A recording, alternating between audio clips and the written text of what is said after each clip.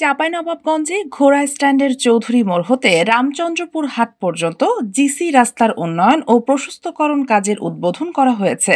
মঙ্গলবার বেলা 11:15টার সদর উপজেলার ঘোড়া স্ট্যান্ডের চৌধুরী মোড়ে এ রাস্তার উন্নয়ন কাজের উদ্বোধন করেন চাঁপাইনবাবগঞ্জ ৩ আসনের সংসদ সদস্য ও জেলা আওয়ামী লীগের সাধারণ সম্পাদক আব্দুল ওদুদ। পরে দেশ ও জাতির মঙ্গল কামনায় মোনাজাত করা হয়। এ সময় উপস্থিত ছিলেন চাঁপাইনবাবগঞ্জ সদর উপজেলা প্রকৌশলী মোহাম্মদ সাদরুল ইসলাম, জেলা আওয়ামী লীগের উপদপ্তর সম্পাদক মনিরুল ইসলাম, মহারাজপুর ইউনিয়ন আওয়ামী লীগের সভাপতি বীর মুক্তিযোদ্ধা মোহাম্মদ সাইদুর রহমান, রানীহাটি ইউনিয়ন আওয়ামী লীগের সভাপতি মমিন বিশ্বাস সহ স্থানীয় আওয়ামী লীগ ও অঙ্গ সহযোগী সংগঠনের নেতাকর্মীরা।